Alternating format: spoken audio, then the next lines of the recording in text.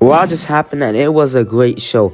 We had two #1 contender matches for the Women's World Heavyweight Championship and for the Men's World Heavyweight Championship. Both of them were good. So yeah, we're going to be talking about Raw this week. We're going to be talking about everything that has happened. So yeah, without wasting any of your time, don't forget to like and subscribe. And yeah, let's begin with this review. First of all, you start off the night with Liv Morgan coming out with her two henchmen, you can say. It was Raquel Rodriguez and it was Dominic Mysterio. She basically just talked about the Women's Championship and just bragged about her being crown jewel champion. It was just the typical women's champion, typical heel, you know what I'm saying?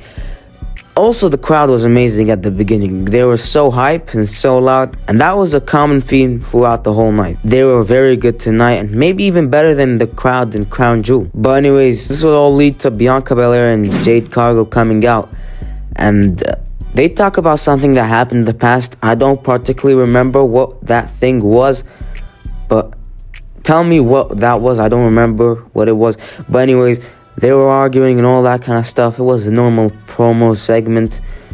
They were about to start fighting because Bianca slapped Liv Morgan, but Adam Pearce came out and he stopped all that. And he announced that there will be a #1 contenders Women's Battle Royal match. So yeah, it was time for that match. He also announced that Jade Cargill and Bianca Belair will also be a part of it. And so it was time for the Women's Battle Royal #1 contender match. And honestly, I was pretty disappointed when I saw who was on the list or who was on the match. I expected there to be more bigger names, but yet again, that just proves that the women's division in the main roster is just so thin. It's just women's tag teams or mid-carders or 4 main eventers. Like, that's how it is in every show in the main roster, which is pretty disappointing. The only thing that looks good about the women's division for the future is probably NXT. That's the only thing that's saving the women's division, and I'm excited to see how that ends up and what ends up happening. Anyways, this match was a normal match, pretty good, but the only thing I didn't like about it was the awkward botches. You know, it was pretty awkward when they tried to eliminate some people and tried to do some stuff. There were some awkward botches and it just felt so awkward. The match wasn't bad by any mean, but like there were a lot of awkward botches that happened and it just felt so awkward. I couldn't look at the TV. It just felt so bad. But the match wasn't bad. It's just the botches. Anyways, at the end of the match, Bianca Belair and Jade Cargill were so close to winning, but for some reason, Raquel Rodriguez and Liv Morgan decided to eliminate them from the match, even though they're not even in the match. Something's gonna happen later on. They're gonna face each other for maybe the women's title or probably for the tag titles. I'm not really that excited for that, but I won't mind it because we're probably going to see a great match if we ever see them face each other. Anyways, the two final people in this match were Lyra Valkyria and Io Sky. And the last time these guys were in the ring, I remember it was the Queen of the Ring tournament, semifinals, something like that. That match banged. That match was amazing. And this one was pretty much a mini version of it. It was like if that match happened, but if it was like 2 minutes or like 3 minutes, I don't remember. But anyways, yeah, this was a pretty great, showdown between them. And they were on the fin. I forgot the name of it. They were at the apron. They were fighting. They were kicking each other. Eventually, Io Sky hit Lyra Valkyria with her finisher, as I remember, and that led to Lyra Valkyria just awkwardly falling to the ground. This match was pretty decent. It's not that bad. I'm not gonna rate it out of 10. This is in the P Elite. And after that, Kathy Kelly was interviewing the New Day, and it led to a small mini argument between Kofi and Xavier, where they were arguing of who costed who the match and whatever. And Xavier was saying that he didn't cost the New Day the match. He was saying that he was taking out opposition, which was Rey Mysterio, because he was a Hall of Famer for some reason. I feel like he should have never done that. That was the wrong decision. So I feel like Kofi is the one that's right, not Xavier. I feel like Xavier is the one that cost the New Day the match. But this is interesting, man. It feels like Kofi's gonna be the one that turns heel. He's gonna make a Kevin Owens like heel turn. It's not gonna be the one where he's a bad guy and he hates everyone. I'm a heel. I'm gonna, it's one of those guys that turn heel for a justifiable reason. Like Kevin Owens, basically. That's why I said Kevin Owens. Anyways, I can't wait to see what happens with these guys, man. I don't know who's gonna betray who. It might be Xavier Woods. It might be Kofi Kingston. Who knows? While they were arguing about this, the White Six cut them off, and it led to a segment between the White Six and The Miz, who they kidnapped on Raw Talk, I believe, last week. Anyways, it was an amazing segment. I loved the production of this segment. I loved everything about this segment. It was a pretty great segment. The Miz was kidnapped. He was tied. His mouth was taped. They were just showing old footage of the B team, I believe, or the Miz Taraj. They were the B team when they left the Miz. It was basically Bo Dallas and Curtis Axel. And the White Six were giving us a good point as to why they're targeting The Miz. It was because of false promises. I also remember that they said that they were going to turn him into dust. I don't remember particularly what they said because this happened a few hours ago. But anyways, yeah, this was a pretty great segment. And also the interview before this that got cut off because of them. Now, just before we continue on with this video, I see that you haven't liked this video. So make sure to like it right now. And also, while you're at it, subscribe. After that, we got a very funny segment with R-Truth, and he was basically just making joke after joke without even realizing it. He called Pete Dunne Butch, or Hey Pete at the beginning, and then he saw Chad Gable and told him that he's wearing the Kurt Angle trunks, and he told him it's true, it's damn true. And then he saw Damian Priest, and he told him, I'm sorry that I kicked you out of the Judgment Day, which was pretty hilarious. I don't know what's going on with R-Truth's mind. It's the classic R-Truth. Pretty hilarious. After that, it was time for the New Day, who are not on the best of terms, to fight the War Raiders, who are making some kind of a comeback. Also, the #1 contenders for the Tag Team Championship. Anyways, this match is pretty normal. Just a normal Raw match. Good, nothing bad about it.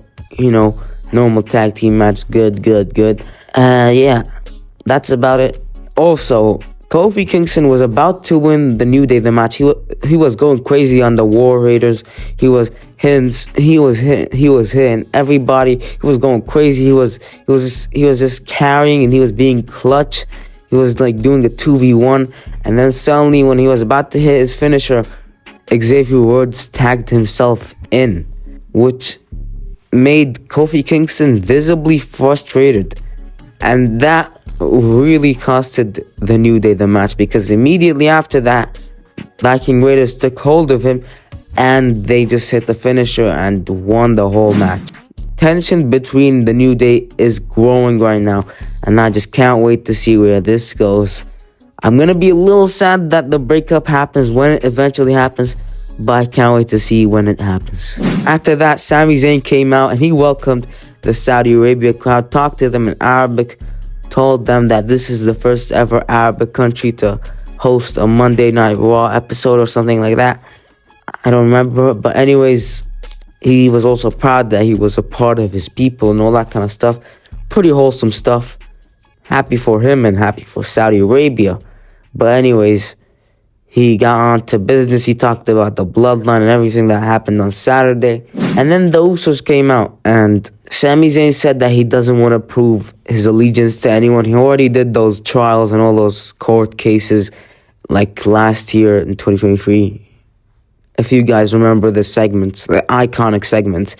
But anyways, Jimmy Uso then told him, you're not family and all that kind of stuff. But also Sami said that he doesn't want to do anything with the Bloodline. He just came to save Jey Uso because he cares about Jey Uso and he loves Jey Uso. And then he got out of the ring, but Jey Uso told him, Jimmy, Sami is family, Uso. And then he said, I see Jimmy Uso, I see Jey Uso, and I see Sami Uso. Whatever that is. I was just trying to copy what he exactly said. But yeah, then unfortunately, Sami Zayn said, "I don't want anything to do with you guys." So he basically just doesn't want anything to do with them. He doesn't want to be in the trouble that they're going through. And everybody didn't like that. Also, in this segment, throughout this segment, the Usos were trying to tell Sami to come to SmackDown and to, talk to Roman and all that kind of stuff. But Sami said he doesn't want anything to do with that. He doesn't want anything to do with the Bloodline. That was pretty sad. And it was very obvious that was sad because even the crowd was sad about it. Where will this go? That's the question. I don't know, man. But it's obviously going to be a slow build-up to Sami Zayn eventually joining Roman's team and joining for that War Games match, which I'm very excited for. After that, there was an interview with Seth Rollins, and basically what he said is that he was done with Bronson Reed and that he respects him, and that now he wants to go after the world title and after Gunther. And for some reason, this reminds me of when CM Punk and Drew McIntyre were feuding for a while at the beginning of the year, when after every match, like CM Punk or whoever won the match, whether it's Drew McIntyre or CM Punk, would come out and say, "Oh yeah, I feel good now. Now I'm gonna put my focus on the World Heavyweight Championship and not on Gunther." It was pretty much the same as that, and just like how it happened with the CM Punk and Drew McIntyre feud, it happened here again. Bronson Reed ended up attacking Seth Rollins and showed that things are not over. But we're going to get back to that when we're talking about the main event. Now we're talking about the Seth Rollins interview. And one more funny thing that happened was that Seth Rollins called out Dominic Mysterio and made fun of him and poked fun at him by saying that in this match there are 3 of the world's best and Dominic Mysterio. Damn, Dominic Mysterio be catching strays on and out of the ring. It's pretty funny. After that, it was a match between Dragon Lee and Chad Gable, and this was just to enhance the feud between American Made and the LWO, or Rey Mysterio versus Chad Gable. It was a pretty average match. Nothing too crazy happened in it. There was just some outside interferences by Ivy Nile, Zelina Vega, and Rey Mysterio. It was pretty normal. Nothing too crazy happened in these matches. And at the end, it all led to Dragon Lee winning by the help of Rey Mysterio, I believe, and all the outside interferences, obviously. Nothing too crazy with this. It was a normal filler match. Yeah, it's alright, I guess. Now, right before the main event, Gunther and Ludwig Kaiser were getting interviewed, and basically what happened in this segment is Ludwig Kaiser was calling Cody Rhodes a crybaby and a fraud and that he doesn't deserve to win. But Gunther told him that not to be silent and that he's wrong, and Cody Rhodes deserved the win, deserved the title, and that he was the better man that night. And I love that about Gunther. Gunther is a really, really great man. When he loses clean to a person, he always admits to that loss. He doesn't act like a crybaby. That's something respectful about Gunther. He runs his mouth, but if he ends up losing, he actually shows respect and accepts the loss. And he also said that there needs to be a lot of improvement from him and from Ludwig Kaiser. What could this probably mean? I don't know. Is Ludwig gonna get kicked out from the Imperium? Probably not, because there's no one else other than him and Gunther. But yeah, that was about it. That was the interview as a whole. Nothing too crazy. Also, one funny thing, Dominic Mysterio managed to catch a stray on this interview too. He got made fun of even in this interview. It's just funny. Dominic can't catch a break at all tonight. Now it was time for the main event of the show. It was the Fatal 4-Way #1 Contenders match. It was between Sheamus, Damian Priest, Seth Rollins, and Dominic Mysterio. Now, see, this match was a good match. Match was a very great match. It was a PLE level match. It was pretty great. It felt like the other Fatal 4-Way match we saw in the Raw after WrestleMania. If you guys remember, it was a pretty good match, pretty great match. Nothing bad about it. Also, at the end of this match, for some reason, Bronson Reed came out. Instead of just costing Seth Rollins the match, he just attacked everyone. I think that's just, a warning to everyone who's trying to step against him, because he is that guy. Basically, he's that giant. But anyways, yeah, I'm excited to see where this goes with Seth Rollins and Bronson Reed, because obviously the feud is not over, which I said earlier in the video. But anyways, yeah, I'm excited to see where this ends up going. And it's obviously going to be a match at Survivor Series, which I'm pretty excited for. Anyways, also in this match, Dominic Mysterio is pretty great.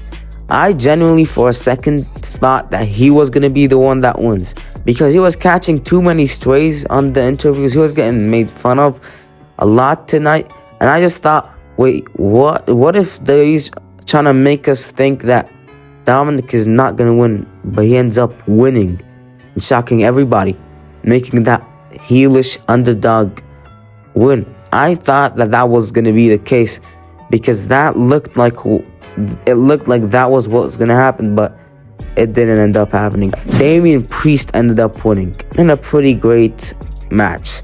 This match was a pretty awesome match. Also, officially, Damian Priest is going to face Gunther, probably at Survivor Series, most likely. But who knows, WWE might just put them in the Raw Go Home show. This was a pretty great Monday Night Raw episode. I loved this episode a lot. It was a pretty great episode. Nothing too important happened during this episode. We just found out the number one contenders for the World Championships in this show. It was just a pretty great episode. Anyways, yeah, that was all I had to say. I hope you enjoyed this video. And yeah, before you leave, don't forget to like and subscribe. I'll see you in the next video, guys. Goodbye.